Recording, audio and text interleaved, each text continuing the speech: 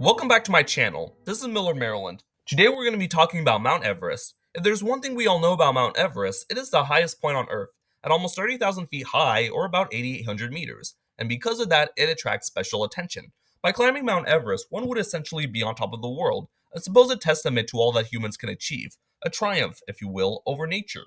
Therefore, it should be put on the to-do list, because, you only live once, right?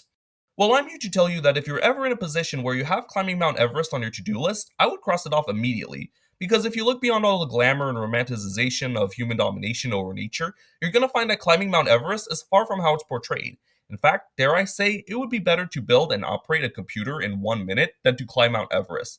And in this video, I'm going to be explaining why. First, I want to talk about the history of climbing Mount Everest. Now, you may be wondering, Millard, aren't Edmund Hillary and Tenzing Norgay the first people to climb Mount Everest? Yes, the first people to successfully climb Mount Everest, as in they actually made it to the top. And it wasn't until 1953 when they did that. The first attempt at climbing Mount Everest was actually in 1921, when the British Reconnaissance Expedition set off, but they only reached the North Pole point of Mount Everest before they had to go back. Expeditions and attempts to climb Mount Everest continued to occur, but were often met with terrible ends, to put it lightly. In 1922, 7 people in the British Mount Everest expedition were lost in an avalanche. 2 years later, George Mallory and Andrew Irvine famously tried to climb Mount Everest, but were never found until decades later. Even after Tenzing and Hillary's successful climb, there have been multiple disasters on Everest that claimed the lives of many to this day.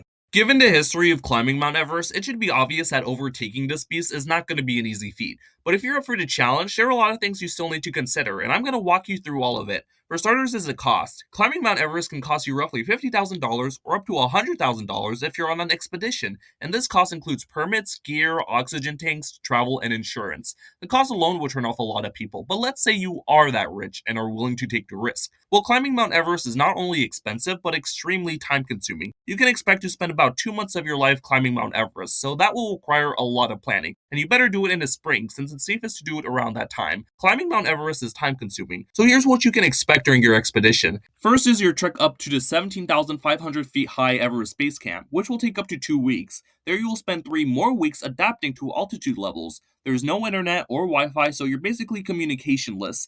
You then spend about a week and a half actually climbing Mount Everest. Yeah, you heard that correctly.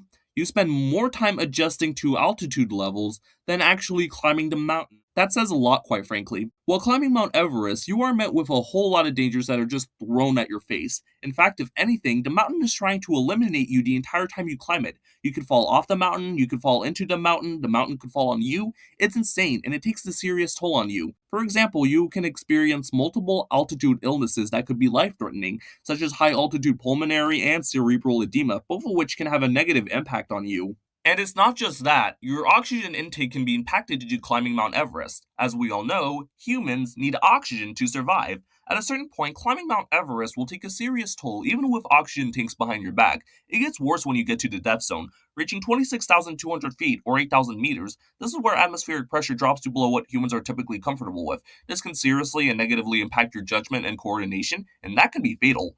Frostbite and hypothermia also tends to be quite common, as is snow blindness. Since Mount Everest is the highest point on Earth, UV radiation exposure can be up to 15 times stronger than at ground level, so without proper protection, it can cause blindness. All these illnesses can contribute to you never making back, and many don't. This is a graphic of all the people who perished on Mount Everest, with a red flag indicating one person who did. You might even see one.